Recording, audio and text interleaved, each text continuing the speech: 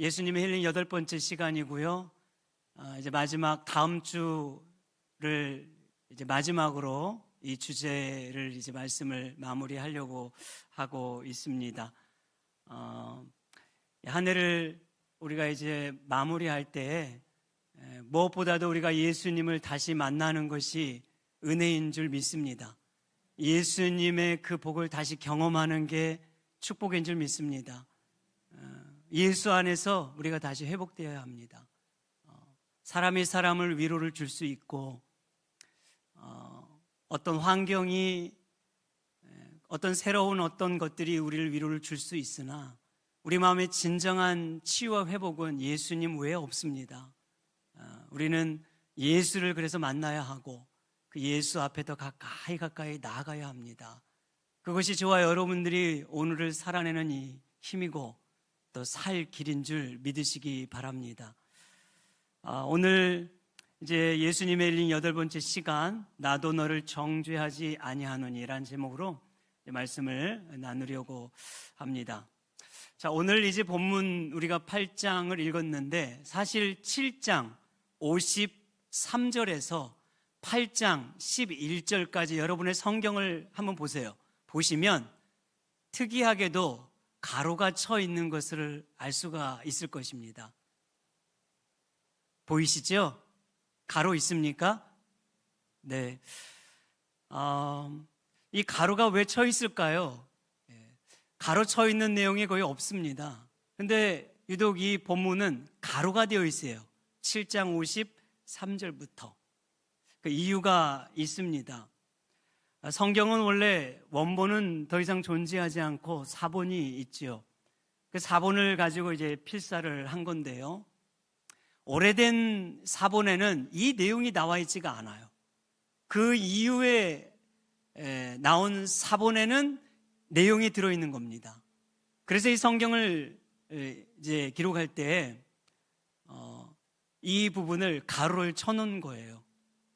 그러다 보니까 어떤 이들은 이 내용을 보면서 이것은 사본에도 없는 부분이 있으니까 하나님의 말씀이라 예수님의 말씀이라고 우리가 말할 수가 없을 것 같다, 이렇게 그 말씀을 부정하는 이들도 있습니다. 그러나 저는 그렇게 생각하지 않습니다. 아니, 대다수가 그렇게 생각하지 않습니다. 만약 그렇다면 이 본문은 이 성경 자체에도 기록이 되지 않아야 되는 거죠. 그러나 하나님께서 성경 66권 안에, 그리고 특별히 이 신약 성경 사복음서인 요한복음 안에 이 내용을 기록하고 있는 이유는 이것은 하나님의 변함없는 진리의 말씀이기 때문인 줄 믿습니다. 자, 그런 이제 이 전제 안에 우리가 이제 오늘 이 본문의 말씀을 이 저녁에 살펴보고자 하는 것이지요. 예수님께서 아침에 성전에 나와 하나님의 말씀을 이제 가르치실 때 많은 사람들이 그 말씀을 듣기 위하여 나와 앉아 있습니다. 그때 바리새인들과 서기관들이 가늠하다 현장에서 잡힌 한 여인을 데리고 와서 그 사람들이 모여있는 정중앙에 세우고 예수님을 시험을 하게 되는 거지요. 4절의 말씀에 보니까 뭐라고 시험을 하느냐 하니까, 선생이여, 이 여자가 간음을 하다 현장에서 잡혔습니다. 그러면 모세율법에 의하면 이런 여인은 돌에 맞아 죽어야 마땅한데 선생님의 생각은 어떻습니까? 이렇게 묻는 것이죠. 마치 예수님의 의견을 정중히 듣기 위해서 묻는 것처럼 말하지만 이 바리새인과 서기관들의 질문에는 그런 태도가 아니었습니다. 6절에 보면은 고발할 조건을 찾기 위해서 지금 묻는 것이다, 이렇게 말해요. 고발하려고. 그러니까 이 사람들의 마음은 어떻게 해서든 예수님을 흠집을 내고 꼬투리를 잡고 죽일 방법을 찾기 위해서 지금 이 질문을 하고 있는 것입니다. 여러분, 예수님을 시험했다 이렇게 말하잖아요. 보통 시험이라고 하는 것은 누가 누구를 시험해야 합니까? 일반적으로 윗사람이 아랫사람을 테스트를 하든 시험을 하지 아랫사람을 윗사람을 하는 법은 없지요. 그럼 여러분 생각해 보십시오. 성경에서 시험이라고 하는 것은 항상 하나님께서 그 백성들에게 주시는 것이었어요. 이스라엘 백성들을 광야로 인도할 때도 시험을 하시지요. 왜 시험을 합니까? 그것은 그 백성들을 망하게 하기 위해서가 아니라 그 믿음을 더 강화시키고 성장하게 하시기 위해서 하시는 하나님의 방법이었습니다. 그런데 지금 이 상황은 전혀 정반대죠. 이 바리새인들이 하나님이신 예수님을 향해 시험을 하고 있다는 거예요. 이것은 도저히 가당치 않는 태도죠. 얼마나 교만한 태도이고 악한 태도인가를 보여주고 있는 것입니다. 그런데 이들은 지금 어떤 마음으로 그러니까 시험을 하고 있느냐? 예수님을 어떻게 하면 죽일까?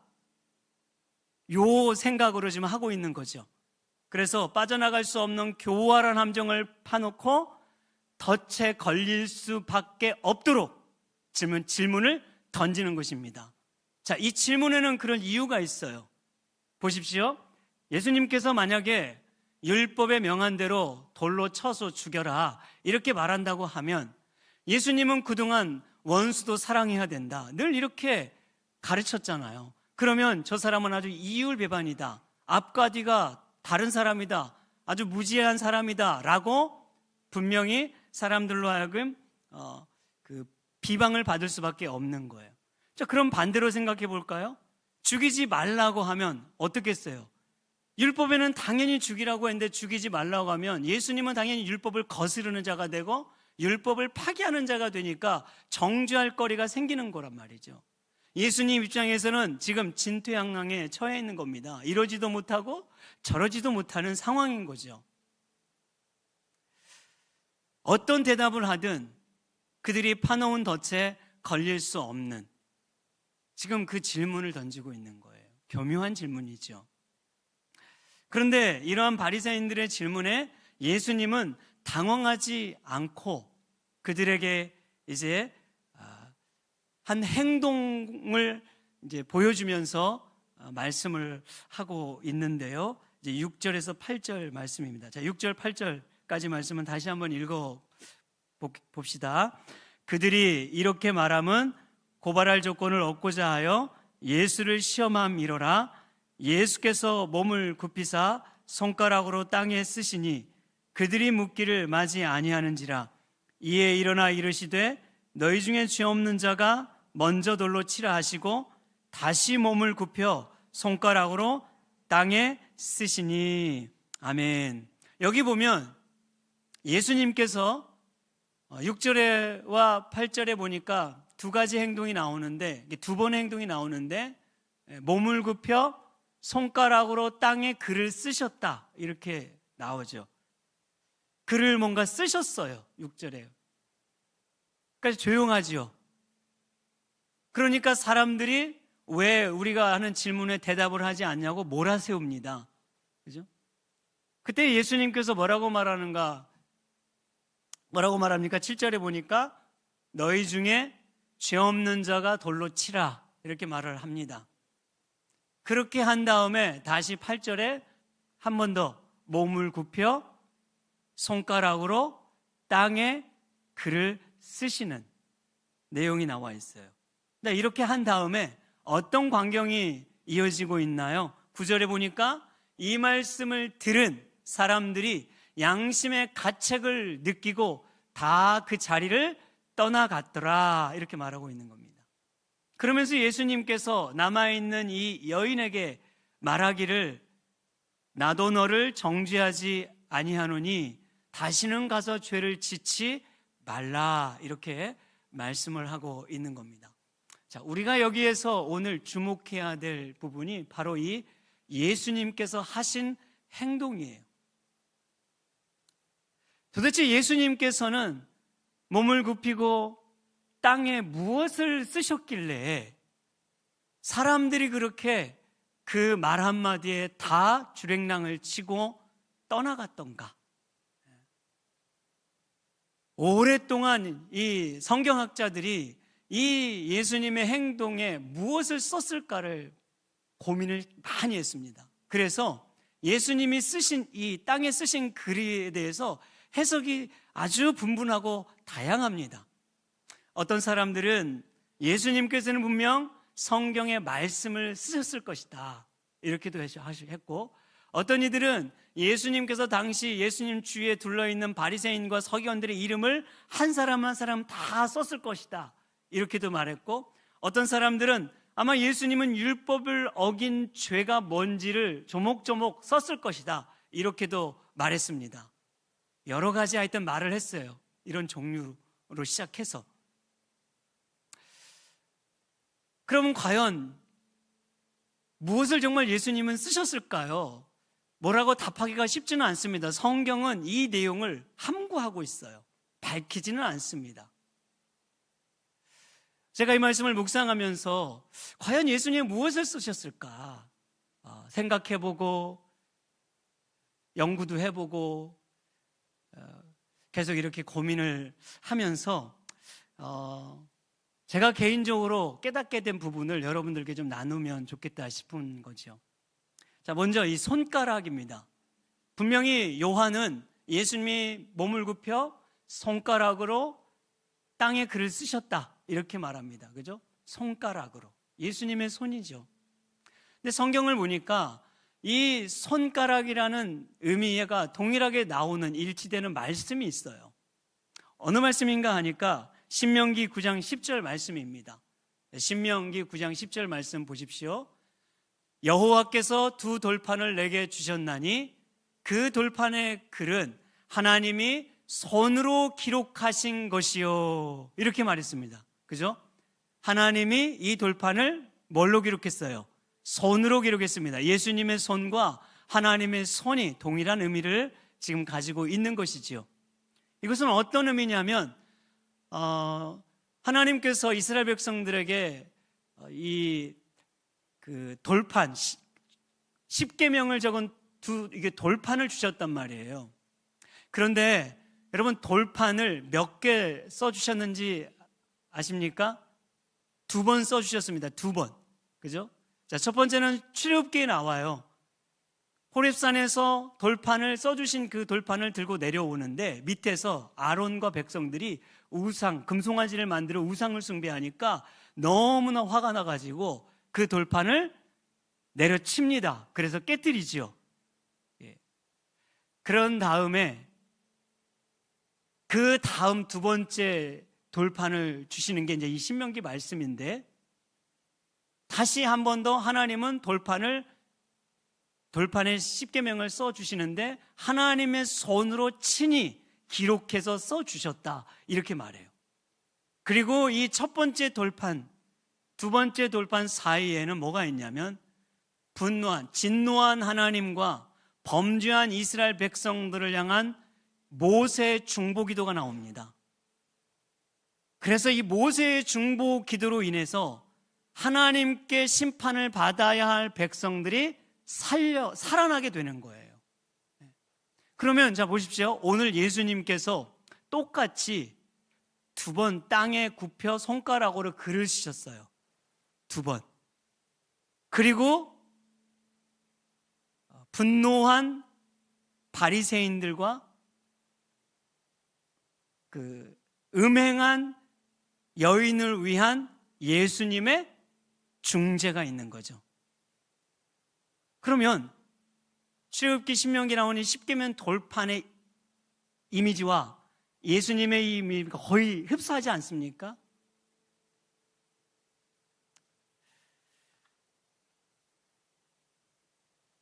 그런 점에서 보니까 아마도 바리새인들과 서기관들은 예수님께서 땅에 글을 쓰셨을 때 이 글이 아마 십계명을 떠올리게 했을 것 같습니다.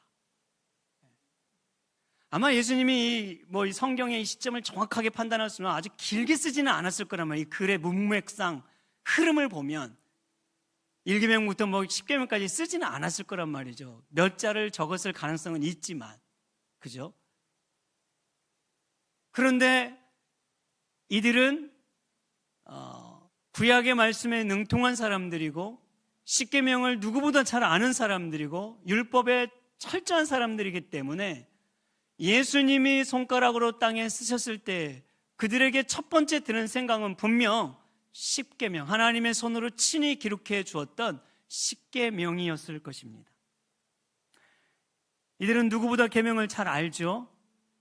그러나 그들이 아무리 종교심이 많고 율법을 정말 잘 열심히 지킨다고 해도 십계명 앞에 떳떳할 사람은 아무도 없습니다. 그렇죠? 여러분, 십계명 앞에 떳떳할 수 있습니까? 우리는 1계명에서 다 걸립니다. 10계명까지 가지도 않아요. 우리는 1계명도 못 넘어가는 사람들이에요. 그럼 바리새인과 서기관들은 1계명 넘어갈 수 있을까요? 못 넘어가요, 그들도. 그들이 아무리 종교심이 좋고 열심히 신앙생활을 하고 전통을 지키고 철저하게 신앙생활을 하고 있어도 그들은 1계명조차 넘어갈 수 없는 존재들입니다. 율법 앞에 서면, 즉 10계명 앞에 서면 우리는 철저히 죄를 고발당하게 되어 있어요. 우리가 말할 수 없는 죄까지, 사람들의 눈을 피하고 있는 은밀한 죄까지 철저히 고발을 당하고 그 말씀 앞에서 찔립니다. 은밀한 우리의 중심, 내면의 깊은 곳까지 계속 찔릴 수밖에 없단 말이에요.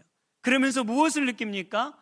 내가 이런 사람이구나, 내가 이런 존재구나, 내가 이렇게 악한 존재고 못된 존재구나, 내가 이것밖에 안 되는 존재구나, 자격 없는 인생이구나. 우리는 이것을 깨달을 수밖에 없단 말이죠. 율법은 철저히, 십계명은 철저히 인간의 죄를 드러나게 해줘요.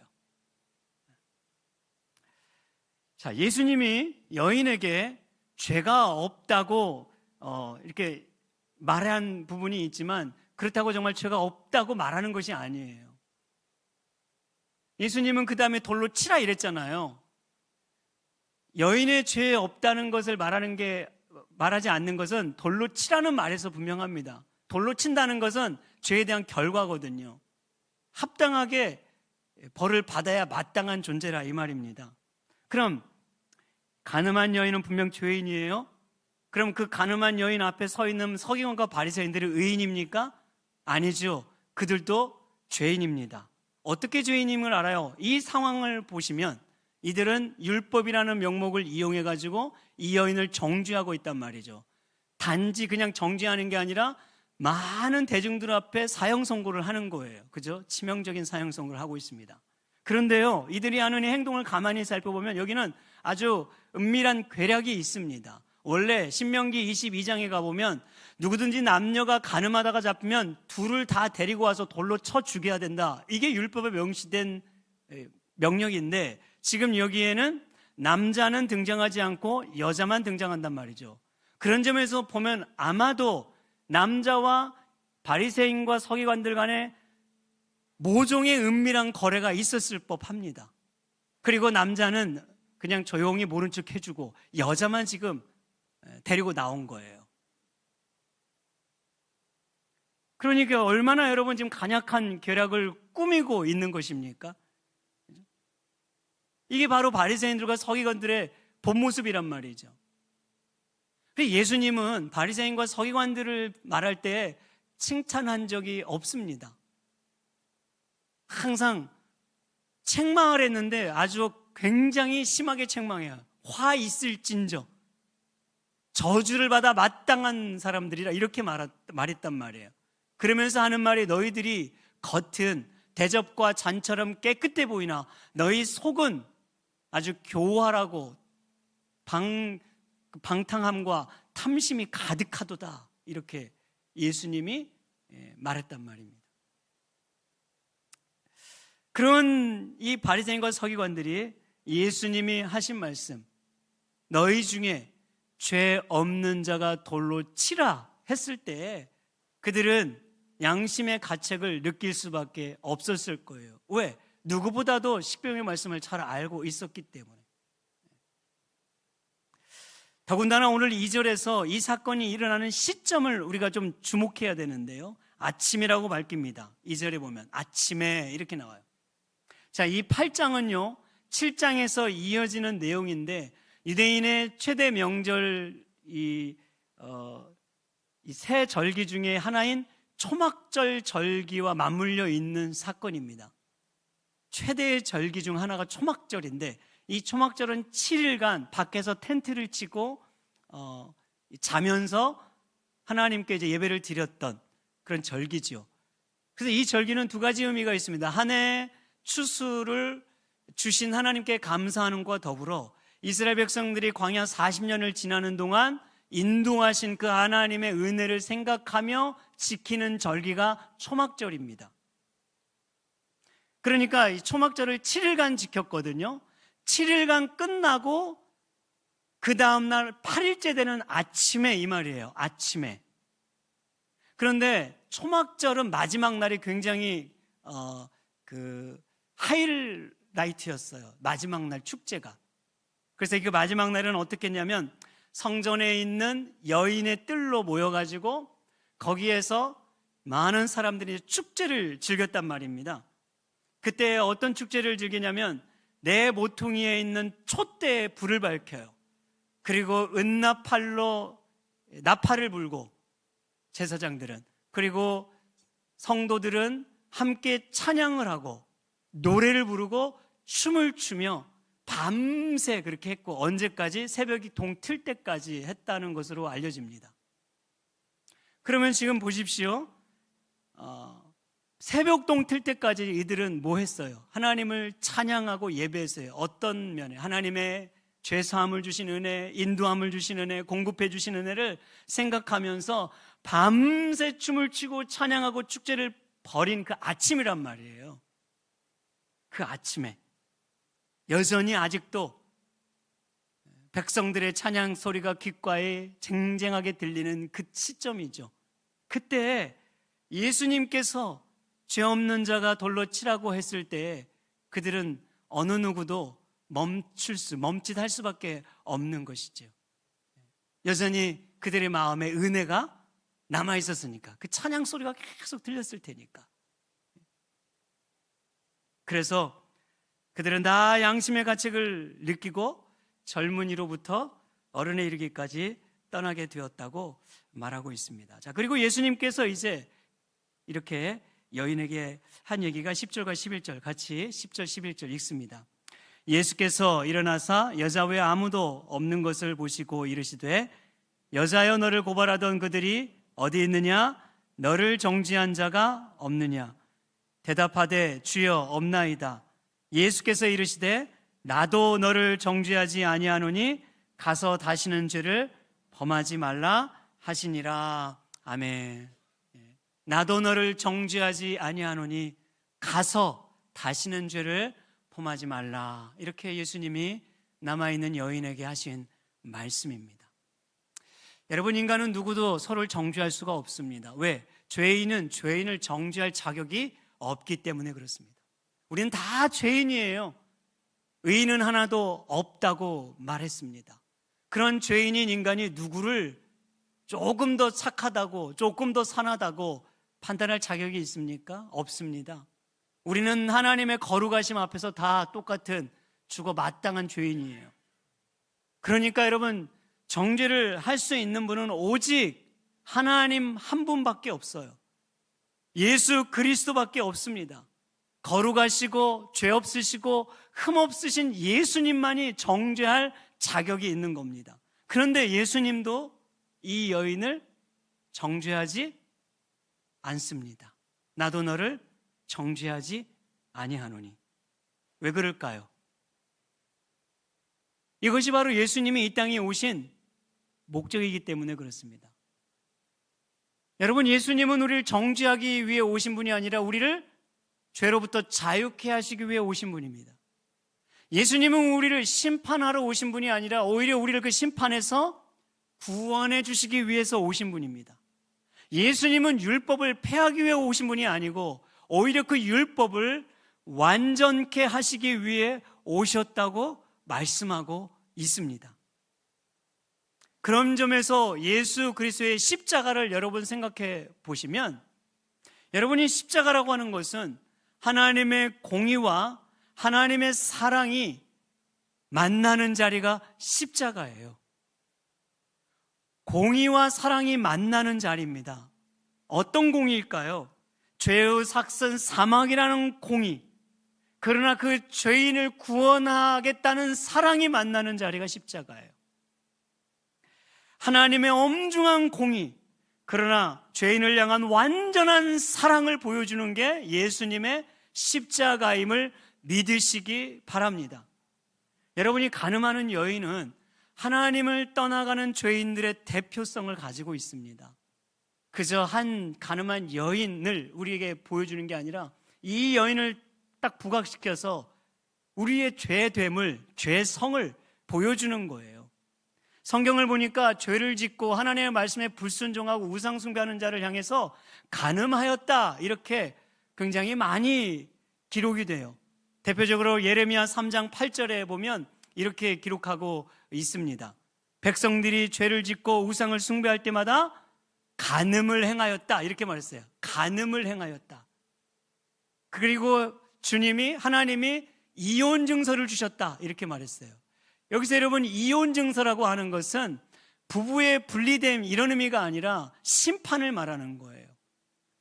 그래서 결국 이스라엘 백성은 하나님 앞에 간음을 했기 때문에 북이스라엘은 아수르에게 멸망을 당하고 남유다는 바벨론에게 멸망을 당하는 심판, 이게 징계의 채찍을 맞게 된 것이에요. 하나님이 가장 싫어하고 미워하시는 것이 여러분, 죄입니다. 죄. 그래서 하나님은 죄를 가만히 두고 보실 수가 없는 분이에요. 그분의 거룩한 성품상, 흠없는 성품상 죄를 가만히 지나칠 수가 없어요. 가장 싫어하고 미워합니다. 여러분, 그런 면에서 우리는 모두 간음한 여인인 거예요. 죄인된 인간은 다 하나님 앞에서 간음한 여인입니다. 어떤 면에서 간음한 여인일까요? 하나님을 사랑하기보다 세상을 더 사랑하는 면에서 간음을 했고, 예수님보다 물질을 더 사랑하는 면에서 간음을 한 것이고, 하나님의 이름을 알리는 것보다 내 이름을 더 알리고 싶어하며 살아가는 것에 간음을 했고, 하나님의 뜻과 영광을 구하기보다도 내 뜻과 내 이름, 내 나라, 내 영광을 위해 살기를 힘썼던 간음자와 같은 것입니다. 그래서 여러분, 오늘 우리도 말씀 앞에 서면 이 간음죄, 영적 간음죄를 피할 수가 없는 거예요. 오늘도 정확하게 여러분 따지자면 우리도 이 여인처럼 심판대 앞에 사형 선고를 받을 수밖에 없는 그런 존재들이라고 말해주고 있는 겁니다. 그래서 인간은 늘 어떻게 하면 이 죄를 피할 수 있을까? 이 심판을 면할 수 있을까? 해서 끊임없이 노력을 해오지 않았습니까? 그 노력의 대표가 뭐냐면 창세기에 나오는 무화과나무 잎입니다. 그 수치와 부끄러움을, 그 죄성을 가리고 싶어서 무화과나무 잎을 따다가 가리잖아요. 그런데 그것은 온전한 가림이 될 수가 없는 거예요. 잠깐은 가능합니다. 시간이 지나면 다 부스러져요. 그죠? 그래서 하나님이 어떻게 해주셨어요? 그 죄의 수치와 부끄러움을 가려주기 위해서 동물을 잡아 피를 뿌리고 그 가죽을 떼어 가죽으로 입혀줬단 말이에요. 그 피와 가죽이 예수 그리스도의 피와 십자가를 예표하고 있는 겁니다. 여전히 우리는 내 지식이라는 잎으로 가릴 수 있다고 생각해요. 내 노력이라는 잎으로 가릴 수 있다고 생각해요. 내가 소유하고 있는 지혜로 가릴 수 있다고 생각해요. 내 종교심, 내 열심으로 나의 이 수치와 부끄러움을 가릴 수 있다고 생각하는 그런 어리석은 생각을 가지고 살아가고 있다는 말이지요. 그러나 여러분, 어느 누구도 인간은 스스로 자신의 부끄러움과 수치를 가릴 수가 없습니다. 자신의 이 죄로부터 구원할 능력이 아무도 없어요. 인간은 스스로 이 문제를 해결할 수 없어요. 외부의 힘이 필요한 겁니다. 누군가의 도움이 아니고서는 절대로 이 근본적인 문제를 해결할 수 없는 비참한 존재입니다. 그래서 예수님이 이 땅에 오신 것이에요. 우리는 그것을 예수 그리스도의 대속의 은혜라고 말하는 것입니다. 여러분, 대속의 은혜, 이 은혜를 가장 잘 설명해주는 성경의 그림이 있습니다. 그게 바로 지성소 안에 있는 법궤예요. 제가 이 그림을 하나 여러분 준비를 했는데, 여러분, 법궤 안에는 세 가지가 있어요. 첫 번째는 만나 항아리가 있고, 아론의 쌍난 지팡이가 있고, 세 번째는 십계명의 두 돌판이 있습니다. 그죠? 법궤 안에는 이게 있고요. 자, 그 법궤 위에는 이 법궤판이죠. 덮는 덮개. 이거를 시은좌라고도 말하고 속죄소라 말합니다. 은혜가 베풀어진다 해서 시은좌고, 죄가 속하여진다 해서 속죄소라고 일컫는 거예요. 그리고 그 위에는 두 천사가 날개를 펴고 이 법궤 안을 보고 있습니다. 자, 평소에는 이 천사가 뭘 봅니까? 저 세 가지 물품을 봅니다.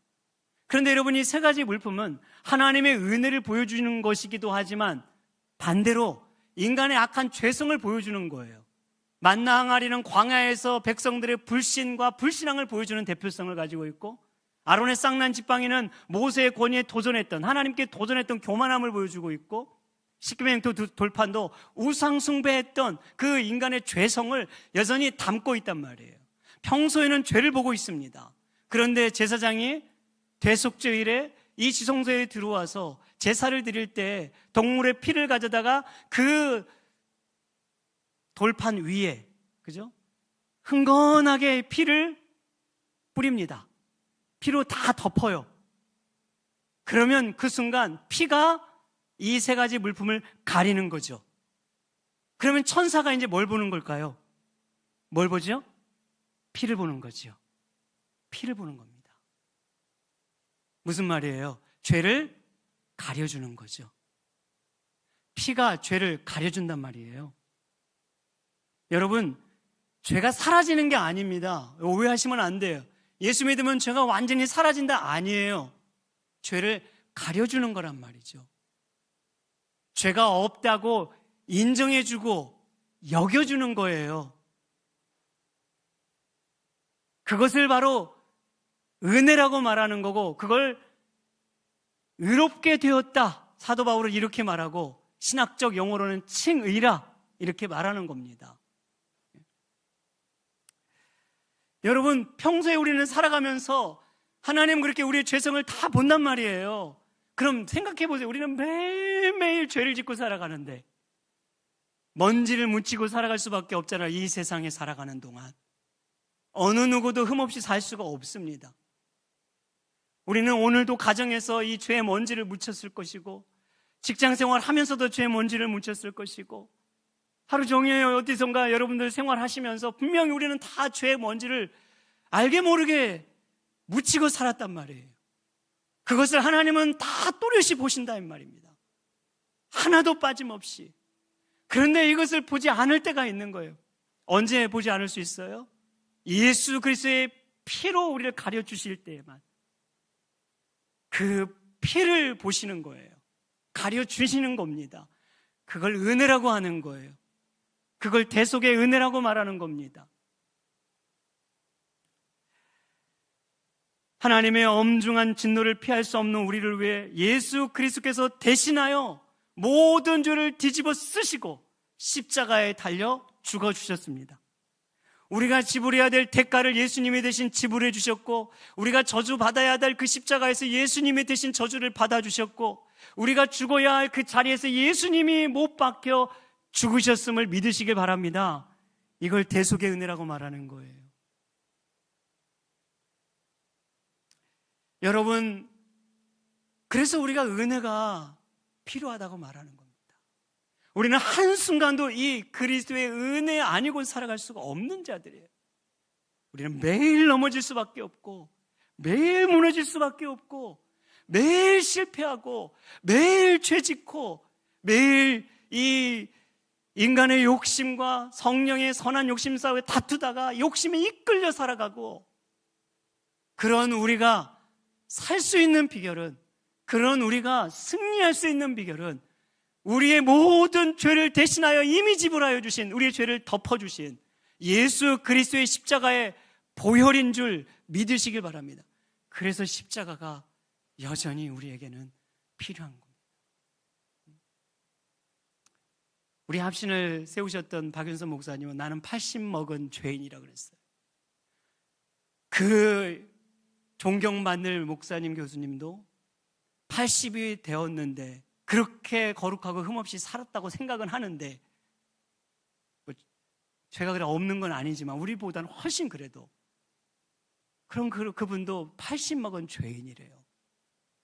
여러분 20년 먹은 30살을 먹었던, 시온을 드셨던, 아니면 80, 90, 100살이 되어도 여전히 우리는 100살 먹은 죄인인 겁니다. 그래서 은혜가 필요한 거예요. 십자가요. 그 은혜가 아니면 살아갈 수가 없는 게 저희들의 인생. 어떤 교회가 좋은 교회일까요, 여러분? 어떤 사람이 정말 좋은 사람일까요? 이런 비유가 있었습니다. 어느 집이든 쓰레기가 있잖아요. 그런데 그 깨끗한 집과 지저분한 집은 쓰레기를 치우면 깨끗해요.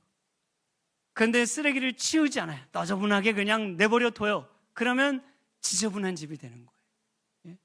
동일한 원리로 교회가 은혜를 생각하고 은혜의 압도를 당하면 좋은 교회가 되는 거예요. 은혜가 채워져 있으면 어떤 문제와 갈등이 생겨도 이겨나갈 수 있어요. 여유가 있어요. 배려가 있어요. 참을 수도 있어요.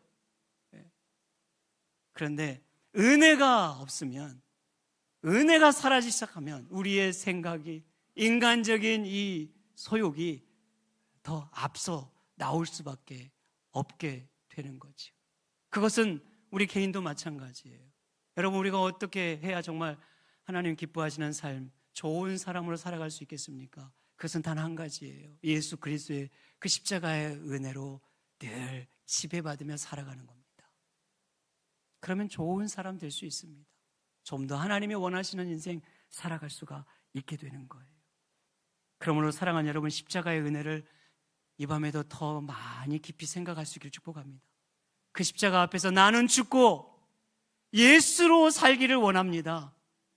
더 죽게 하시옵소서. 더 낮아지게 하시고, 예수는 더 드러나게 하시고, 그 예수는 더 나타나게 하시옵소서. 너희가 가서 다시는 죄를 짓지 말라, 이 말은 바로 그 은혜를 아는 자의 삶을 살라, 이런 말이죠. 베드로전서 2장 24절에서 의에 대하여 사는 자로 살라고 말했고, 고린도전서 6장 20절에서는 너희 몸을 하나님의 영광을 돌리는 일에 살아라, 이렇게 말했어요. 그래서 은혜를 여러분 아는 자는 어찌하든 우리가 더 하나님이 기뻐하시는 삶을 살게 되고 하나님의 영광을 더 구하며 사는 삶이 되리라 믿습니다. 오늘 이 밤에 그 십자가의 은혜가 여러분 마음속에 더 강같이 흘러넘치기를 주님의 이름으로 축복합니다. 우리 함께 찬양했으면 좋겠습니다. 나의 죄를 씻기는 우리 좀 그 예수의 십자가